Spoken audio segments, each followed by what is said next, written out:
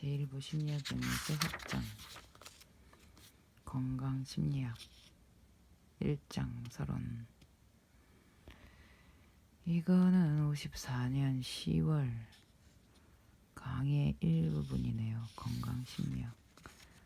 오늘날 인간의 질병과 건강에 대한 새로운 관점이 수평선 너머로 떠오르고 있다.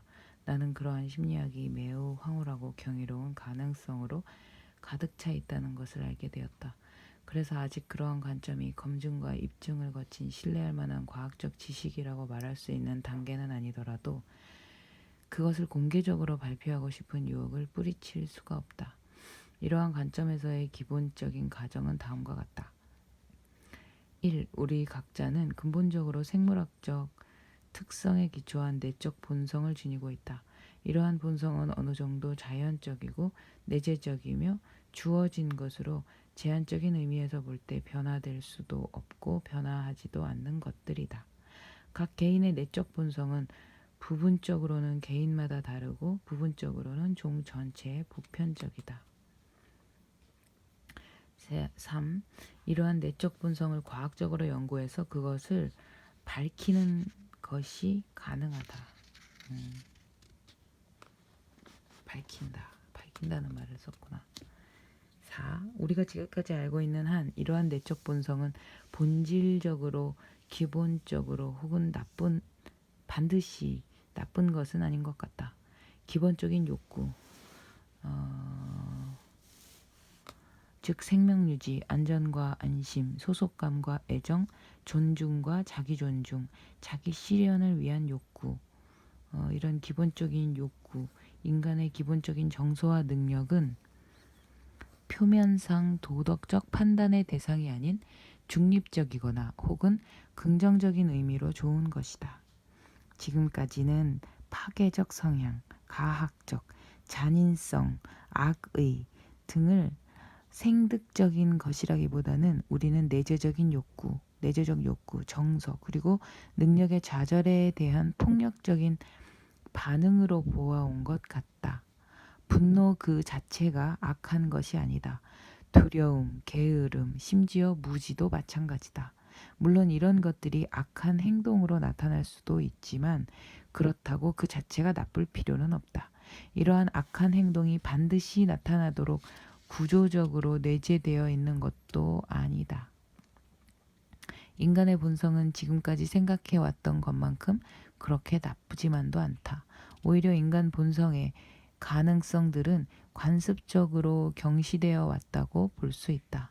5. 이러한 내적 본성은 나쁘다기보다는 중립적이거나 좋은 것이기 때문에 그것을 억압하기보다는 표현하고 장려하는 것이 최선이다.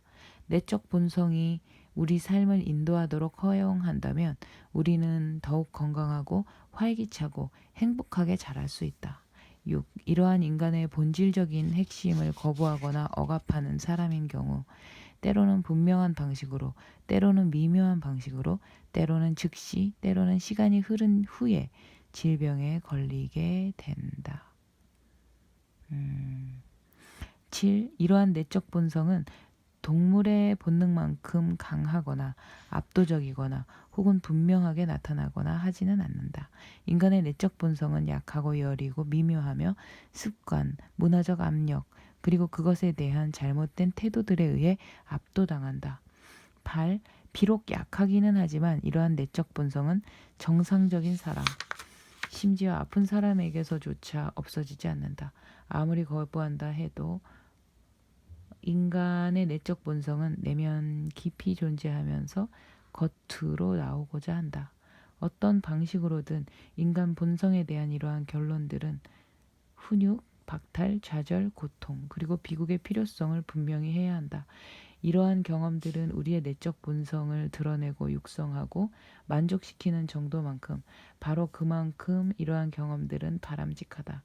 이러한 경험들은 성취감이나 자아 강도와 관련이 있기 때문에 건전한 자기 존중감 및 자기 확신감과 관련된다. 스스로 극복하지 못하거나 견뎌내지 못하는 사람은 자신이 할 수 있는지에 대해서 의심을 하게 된다. 이것은 비단 외적인 위험에만 해당되는 것은 아니다. 이것은 자신의 충동을 억제하고 지연시킴으로써 그러한 충동을 두려워하지 않는 능력에도 적용된다. 이러한 가정들이 사실로 밝혀질 경우 과학적 윤리학, 당위적 가치체계, 옳고 그름 및 선과 악의 판단을 위한 궁극적인 판단체계를 세우는 것이 가능하다. 우리가 인간의 천부적 성향을 더 많이 알면 알수록 어떻게 해야 착하고 행복하고 보람을 느끼고 자기 자신을 존중하고 사랑하고 자신의 가능성을 최대한 발휘할 수 있는지를 사람들에게 더 쉽게 알려줄 수 있다. 이는 미래의 많은 사람들이 직면하게 될 성격 장애를 자연적으로 해결해 주는 것이다. 우리가 해야 할 일은 인간이라는 종의 한 구성원으로서뿐 아니라 독특한 개인으로서 사람들이 지니고 있는 진정한 내면의 모습을 아는 것이다. 자기 실현하는 사람에 대한 연구를 통해 우리의 실수, 단점, 그리고 성장해 나아가야 할 적합한 방향을 알 수 있다. 우리 시대를 제외한 나머지 모든 시대에는 각자의 모형 및 이상형이 있었다. 우리 시대의 문화는 이러한 모든 것을 포기했다. 성인, 영웅, 신사, 기사, 신비주의자, 우리가 남겨놓은 거의 모든 것은 그저 문제없이 적응 잘하는 사람으로 이전 시대의 이상형에 대한 파리하고 의심스러운 대체물이다. 아마도 우리는 곧 완전히 성장하고 자기 실현하는 인간을 우리의 본보기로 삼을 수 있게 될 것이다. 이러한 유형의 인간은 자신의 잠재력을 최대한 개발하고 자신의 내적 본성을 왜곡하거나 억압하거나 거부하지 않으면서 자유롭게 표현하는 사람이다. 우리 각자가 분명하고 통렬하게 인식해야 할 점은 인간의 덕성을 저버리는 모든 행동, 자신의 본성을 거스리는 모든 범죄와 모든 악한 행동이 예외 없이 우리의 무의식에 입력되어 우리 스스로를 경멸하도록 만든다는 것이다. 캐런 호니는 이러한 무의식적 지각과 기억을 기술할 수 있는 적절한 단어를 제시했다. 그녀는 그것을 등록한다 라고 말했다. 무의식은 우리가 부끄러운 일을 할 때 우리의 불명예를 등록하고 우리가 정직하거나 훌륭한 혹은 선한 일을 할 때 우리의 명예를 등록한다. 이것의 최종 결과는 궁극적으로 둘 중 하나다. 우리가 우리 자신을 존경하고 수용하거나 혹은 우리 자신을 멸시하고 비열하고 무가치하고 사랑스럽지 못하다고 느끼는 것이다. 신학자들은 한때 태만이라는 단어를 사용해서 할 수 있는 일을 평생 동안 하지 않아서 범하는 죄를 설명했다. 이러한 관점이 프로이드 학파의 관점을 부정하는 것은 결코 아니다. 대신에 프로이드의 관점을 보충하고 덧붙이는 것이다. 좀 심하게 단순화해보면 프로이드가 마치 인간 심리의 병든 한쪽만 보여준 것처럼 보이기 때문에 우리가 이제 나머지 한쪽을 건강한 부분으로 채워야 한다. 아마도 이러한 건강 심리학은 우리에게 자기 삶을 통제하고 발전시킬 수 있는 그리고 더 선한 사람이 될 수 있는 가능성을 더욱이 많이 제공해 줄 것이다. 이러한 심리학은 어떻게 하면 질병에 걸리지 않을까를 묻는 것보다 더 생산적일 수 있다. 우리는 어떻게 자유로운 발달을 장려할 수 있을까? 그것을 위한 최상의 교육 조건은 무엇일까? 성적으로, 경제적으로, 정치적으로 자유롭게 발달하는 사람들은 성장할 수 있으려면 어떤 세상이 필요할까? 그러한 사람들은 어떤 세상을 만들 것인가? 병든 사람은 병든 문화에서 만들어진다. 건강한 사람들은 건강한 문화에서 만들어진다. 그러나 병든 사람이 자신의 문화를 더욱 병들게 하고 건강한 사람이 자신의 문화를 더욱 건강하게 만드는 것 또한 사실이다. 달리 표현하면 개인적 성장을 장려하는 것이 가장 가능성 있는 방법이다. 신경증적 증상을 치료하려면 외부 도움이 필수적이다. 자기 자신의 강박적 행동과 강박적 관념을 스스로 치료하려고 노력하는 것은 매우 어렵다. 가령 스스로 더 정직한 사람이 되기 위해 의도적으로 노력하는 것이 상대적으로 용이하다. 고정적인 접근에서는 성격 장애를 부정적인 의미에서 문제라고 생각한다. 경쟁심, 갈등, 죄의식, 악심, 불안, 우울, 좌절, 긴장, 수치심, 자기처벌, 열등감이나 무가치함, 이 모든 것은 심리적 고통을 일으키고 효율적인 수행을 방해하며 통제 불가능하다. 따라서 사람들은 이러한 것들을 병리적이고 바람직하지 않기 때문에 가능한 한 빨리 치료해서 없애야 할 것으로 생각한다. 에리 프롬은 매우 중요한 자신의 책에서 초자에 대한 전통적인 프로이드 학파의 개념을 공격했다. 그 이유는 이 개념이 전적으로 독단적이고 상대적이기 때문이다. 즉 어머니와 아버지가 어떤 사람이든 간에 우리의 초자 혹은 양심은 기본적으로 그들의 소망, 욕구, 이상을 내면화한 것이라고 프로이드는 가정했다. 하지만 우리 부모가 범죄자라면 그때 우리는 어떤 종류의 양심을 지니게 될까? 아니면 아버지가 유쾌하지 않으면서 도덕적으로 완고하다면 혹은 정신병자라면 양심은 존재한다. 그런 면에서 프로이드는 옳았다. 우리는 대개 성장해서 읽은 주일학교 책보다는 어렸을 때 보았던 인물을 통해 우리의 이상형을 찾게 된다. 하지만 양심에서 또 다른 요소 혹은 또 다른 종류가 있고 강하든 약하든 간에 우리는 모두 이것을 가지고 있다. 그것은 내재적 양심이다. 이러한 양심은 우리 자신의 본성, 운명, 능력, 소명에 대한 무의식적이고 전의식적인 지각에 기초하고 있다. 이런 양심은 우리에게 자신의 내적 본성에 충실하고 나약함, 이익 혹은 다른 이유로 이 양심을 거부하지 말라고 강력히 주장한다. 자신의 재능을 기만한 사람, 그림을 그리지 않고 스타킹을 팔고 있는 천부적인 화가, 어리석은 삶을 사는 지적인 사람, 진실을 보고도 입을 닫고 있는 사람, 남자다움을 포기한 겁쟁이, 이런 모든 사람은 자기 자신에게 잘못하고 있고 그 때문에 자신을 경멸하고 있다는 것을 자신의 내면은 알고 있다. 이러한 자기 처벌로 신경증이 생길 수는 있지만 마찬가지로 그 후에 올바른 일을 하면 새로운 용기, 정의로운 의분, 자기 존중감의 증가 또한 나타날 수 있다. 본질적으로 적어도 표면적 증상이 관여되는 한 나는 질병과 건강에 대한 오늘날의 손쉬운 구분을 의도적으로 거부하고 있다.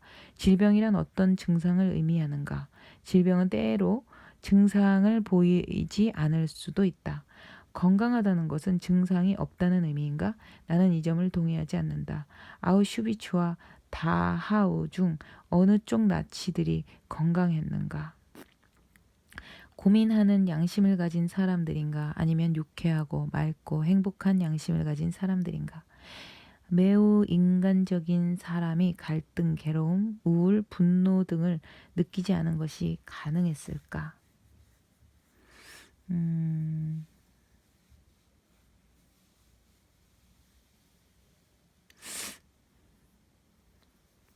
한마디로 성격 장애가 있는 사람이라 할지라도 그 사람을 잘 알기 전까지는 그것이 좋은 것인지 아니면 유감스러운 것인지 알 수 없다.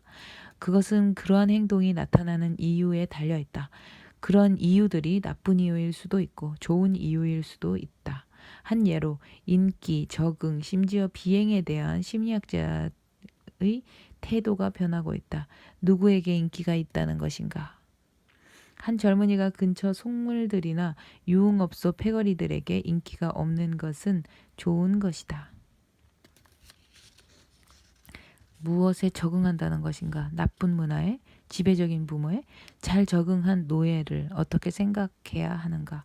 잘 적응한 죄수는? 심리학자들은 심지어 품행장애 아이조차도 이전과는 달리 관대하게 보고 있다.